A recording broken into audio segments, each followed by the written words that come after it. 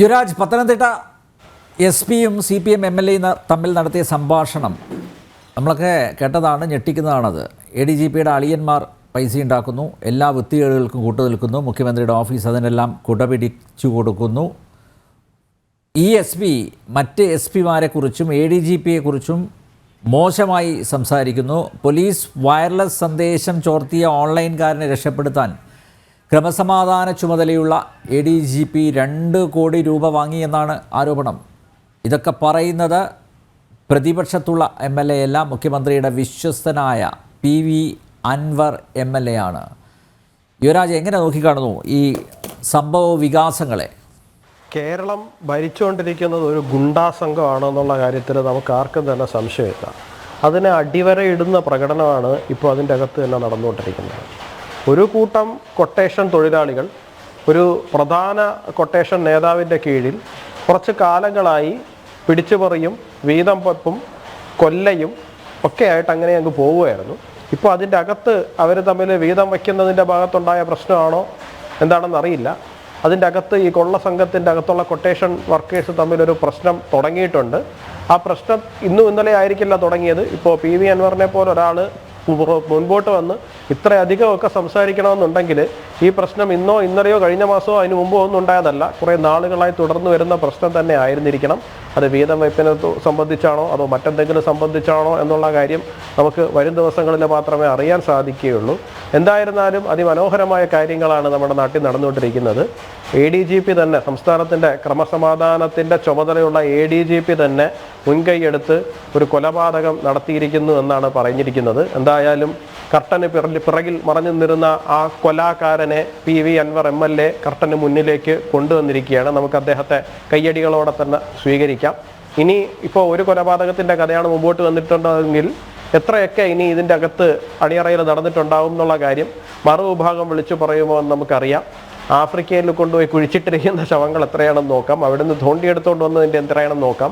എന്തായിരുന്നാലും ശരി തന്നെയാണ്, കേരളത്തിലേക്ക് കൊണ്ടുവരുന്ന നമുക്കറിയാവുന്ന പോലെ രഹസ്യഭാഗങ്ങളിലൊക്കെ കയറ്റിക്കൊണ്ടുവരുന്ന ഈ സ്വർണത്തിൻ്റെ 60% നമ്മുടെ കേരള പോലീസിലെ ഉന്നതരായ ഉദ്യോഗസ്ഥരാണ് മേടിച്ചുകൊണ്ടിരിക്കുന്നത് എന്നുള്ളത് കയ്യടികളോടെ അല്ലാതെ കേരളത്തിൻ്റെ പൊതുസമൂഹത്തിന് സ്വീകരിക്കാൻ സാധ്യമല്ല ആ വാർത്ത.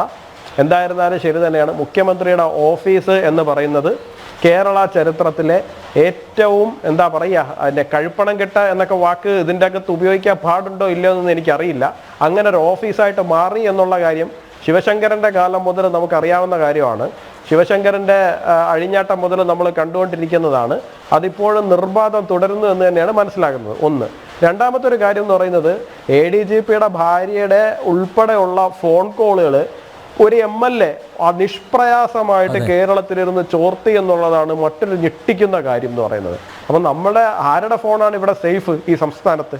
എനിക്ക് മനസ്സിലാകുന്നില്ല. മുഖ്യമന്ത്രിയുടെ വീട്ടിനകത്ത് ADGPയുടെ വീട്ടിനകത്തൊക്കെ ഒരു നിസ്സാരനായ ഒരു MLA മന്ത്രിമാരെ അതാ പറയുന്നത്. മന്ത്രിമാരൊക്കെ എന്ന് പറഞ്ഞാൽ ചിലപ്പോൾ ഇതൊന്നും അറിഞ്ഞൊന്നും വരില്ലെന്നേ. ADGPയുടെയൊക്കെ വീട്ടിൽ ഫോൺ ചോർത്തുക, മുഖ്യമന്ത്രിയുടെ ഫോൺ ചോർത്തുക എന്നൊക്കെ പറഞ്ഞാലേ ചെറിയ കാര്യമൊന്നുമല്ലോ. ഒരു MLA വിചാരിക്കുമ്പോൾ നമ്മുടെ നാട്ടിൽ ഇതൊക്കെ നടക്കുന്നു എന്നുണ്ടെങ്കിൽ നമ്മളൊക്കെ എന്ത് തരത്തിലുള്ള സുരക്ഷിതത്വത്തോടു കൂടിയാണ് നമ്മൾ ഈ ഫോൺ ഉപയോഗിക്കുന്നത്, മറ്റു കാര്യങ്ങൾ ഉപയോഗിക്കുന്നത് എന്നുള്ള കാര്യം നമ്മൾ തന്നെ സ്വയം ചിന്തിച്ച് മനസ്സിലാക്കേണ്ടതാണ്. ഇതാണ് ഈ നാട്ടിൽ നമുക്ക് ലഭിച്ചുകൊണ്ടിരിക്കുന്ന സുരക്ഷ, ഈ നാട്ടിൽ നമുക്ക് ലഭിച്ചുകൊണ്ടിരിക്കുന്ന പ്രൈവസി എന്ന് പറയുന്നത്. എന്തായിരുന്നാലും ശരി തന്നെയാണ്, മുഖ്യമന്ത്രിക്ക് അല്പമെങ്കിൽ നമ്മളിത് കുറെ നാളുകളായിട്ട് ചർച്ച ചെയ്യണം. മുഖ്യമന്ത്രിയുടെ മകളുടെ മാസപ്പടി കേസ് വന്നപ്പോൾ, സ്വർണ്ണക്കടത്ത് കേസ് വന്നപ്പോൾ, സ്വപ്നയുടെ വെളിപ്പെടുത്തലുകൾ വരുമ്പോൾ ഒക്കെ നമ്മൾ പറയുന്ന കാര്യമാണ്, മുഖ്യമന്ത്രി എന്ന് പറയുന്ന ആൾക്ക് എന്തെങ്കിലും നാണമോ മാനമോ അവശേഷിച്ചിട്ടുണ്ടെങ്കിൽ അദ്ദേഹം ആ പദവിയിൽ നിന്ന് ഇറങ്ങിപ്പോയേണ്ട സമയം അതിക്രമിച്ചു കഴിഞ്ഞു. അദ്ദേഹത്തിന് ഇപ്പോൾ ഒരു 2018 പ്രളയം വന്നപ്പോൾ കേരളത്തിനെ ഇങ്ങനെ മാറോടടച്ച് താങ്ങിയെടുത്തുകൊണ്ട് പോകുന്ന ചിത്രങ്ങളൊക്കെ വരച്ച് അദ്ദേഹത്തിൻ്റെ 6 മണി തള്ളലുകളിലൂടെ അദ്ദേഹത്തിൻ്റെ PR ബൂസ്റ്റ് ചെയ്ത് നിർത്തിയിരുന്ന കാലഘട്ടമൊക്കെ പോയിന്നേ. ഇപ്പോൾ ആൾക്കാർക്ക് അറിയാം എന്താണ് സംഭവിച്ചുകൊണ്ടിരിക്കുന്നത് എന്നുള്ള കാര്യം. ആൾക്കാർ കണ്ടുകൊണ്ടിരിക്കുകയാണ്. ഇത് വേറെ ഏതെങ്കിലും ഒരു സംസ്ഥാനത്ത് ഇത് ഇങ്ങനെയൊക്കെ നടക്കുന്നുണ്ടോ എന്ന് നമുക്കറിയില്ല. അതായത് മുഖ്യമന്ത്രിയുടെ ഓഫീസിനകത്ത് മുഖ്യമന്ത്രിയുടെ ബന്ധുക്കളുടെ, മന്ത്രിമാരുടെ, ADGPയുടെ ഭാര്യയുടെ എന്താ ഈ നാട്ടിൽ നടന്നുകൊണ്ടിരിക്കുന്നത്? എന്താണ് ഇവിടെ നടക്കുന്നത്? എന്തായിരുന്നാലും ഒരു കാര്യത്തിൽ എനിക്ക് 100% ഉറപ്പുണ്ട്. ഇതേ കേരള പോലീസ് തന്നെ ഈ പറയുന്ന ഫോൺ ചോർത്തലാവട്ടെ, ഇതുമായിട്ട് അനുബന്ധിച്ചിട്ടുള്ള വിഷയങ്ങളാകട്ടെ, തുടരന്വേഷണം നടത്തുകയാണെന്നുണ്ടെങ്കിൽ ഇതെങ്ങും എത്താൻ പോകുന്നില്ല. ഇത്രയും നാൾ പല കേസുകളിൽ സംഭവിച്ചത് തന്നെയാണ് ഇവിടെയും സംഭവിക്കാൻ പോകുന്നത്. ശരിക്കും പറഞ്ഞു കഴിഞ്ഞാൽ PV അൻവർ MLA ഒരിക്കൽ കൂടി കേന്ദ്ര ഏജൻസികൾക്ക് മുഖ്യമന്ത്രിയുടെ ഓഫീസിലേക്കുള്ള വഴി തുറന്നു കൊടുത്തിരിക്കുകയാണ് എന്നുള്ളതാണ് അതിൻ്റെ മറ്റൊരു വശം.